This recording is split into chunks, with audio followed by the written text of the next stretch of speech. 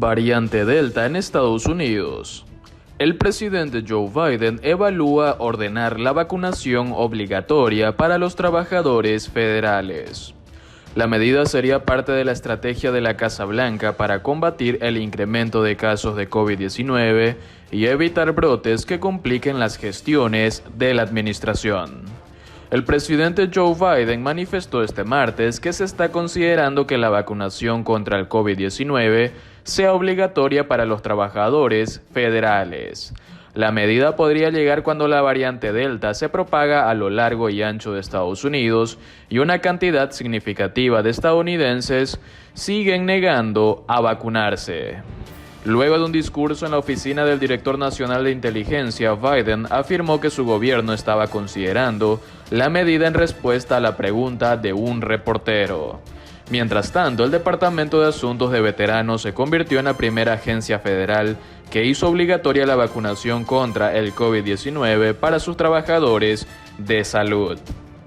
Horas antes, el martes, la secretaria de prensa de la Casa Blanca, Jen Psaki, dejó abierta la posibilidad de que más agencias implementen requerimientos similares, señalando que el gobierno seguiría buscando formas de proteger a nuestros trabajadores y salvar más vidas. Retoman el uso de las mascarillas.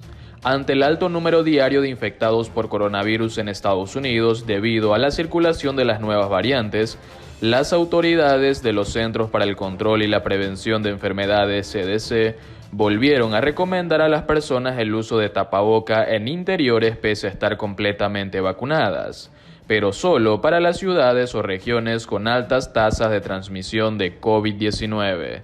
Los funcionarios federales de salud todavía creen que las personas completamente vacunadas representan una cantidad muy pequeña de transmisión, según las fuentes.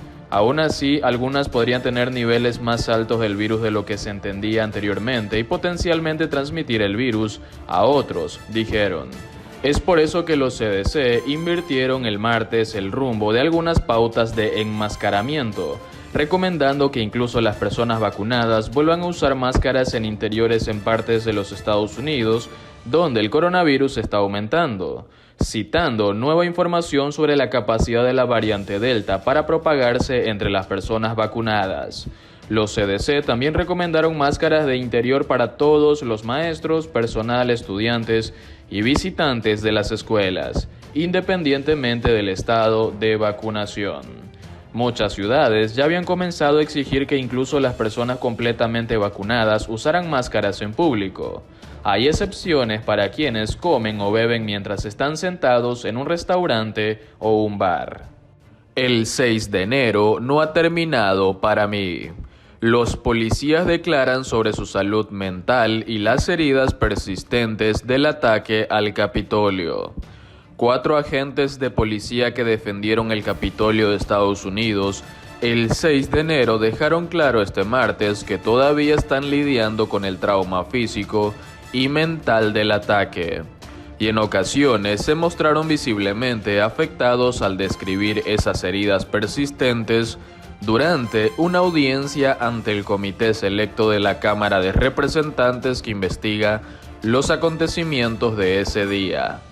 Los 4 agentes que testificaron, los agentes de la Policía Metropolitana de la ciudad de Washington, Daniel Hodge y Michael Fannon, más el agente de la Policía del Capitolio, Harry Dunn, y el sargento Aquilino O'Connell, ya habían compartido públicamente sus historias, que incluyen relatos de haber sido golpeados con un asta de bandera, haber sido objeto de insultos racistas, haber sido aplastados contra una puerta y haber sido electrocutados por los alborotadores.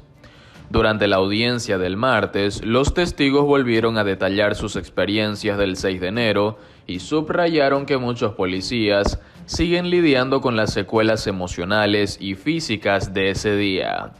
Una dolorosa realidad que, según ellos, se ve agravada por quienes han intentado maquillar los actos de violencia. Destacar la importancia de la atención física y mental continua de los policías era una prioridad para Dunn y O'Connell, en particular antes de la audiencia del martes, según una fuente familiarizada con sus preparativos antes de la audiencia. que señaló que se reflejó en su testimonio. Más de 6 meses después, el 6 de enero todavía no ha terminado para mí, dijo Dunn, un agente negro que soportó los ataques racistas de los asaltantes durante el ataque. Sé que muchos otros agentes siguen sufriendo, tanto física como emocionalmente. Dunn añadió que ha buscado asesoramiento por el persistente trauma emocional de ese día e imploró a sus colegas que hagan lo mismo si lo necesitan. Quiero aprovechar este momento para hablar con mis compañeros sobre las emociones que siguen experimentando por los acontecimientos del 6 de enero. No hay absolutamente nada malo en buscar ayuda profesional, dijo. Lo que todos pasamos ese día fue traumático. Y si están sufriendo, por favor, aprovechen los servicios de asesoría que están a nuestra disposición. Gonell se mostró visiblemente afectado durante su declaración. Cuando llegó a casa casi a las 4 de la madrugada del 7 de enero, dijo Gonell, no pudo abrazar a su mujer por culpa de todos los productos químicos que había en su uniforme.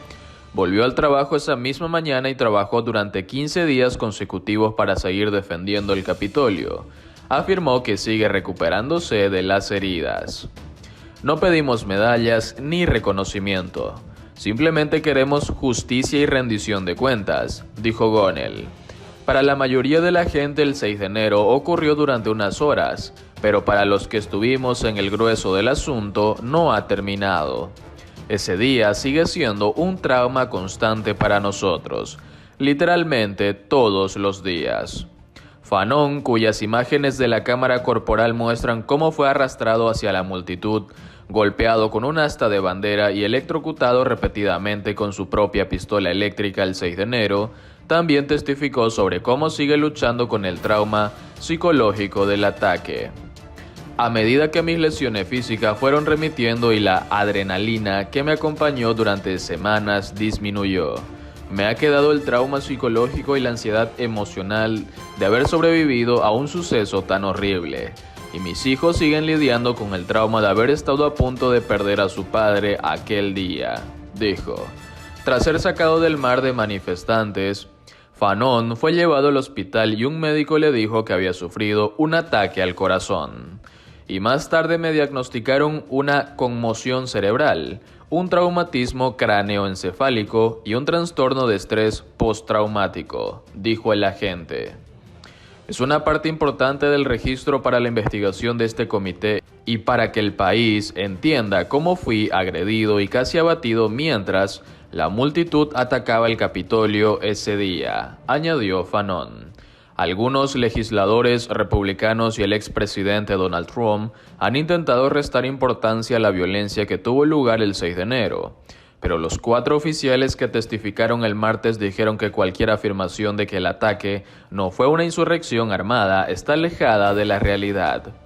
La representante republicana Liz Cheney de Wyoming, una de los 2 únicos miembros republicanos del panel, preguntó específicamente a Gonell sobre los comentarios de Trump en los que caracterizaba a los que irrumpieron en el Capitolio como una multitud amorosa. Es indignante.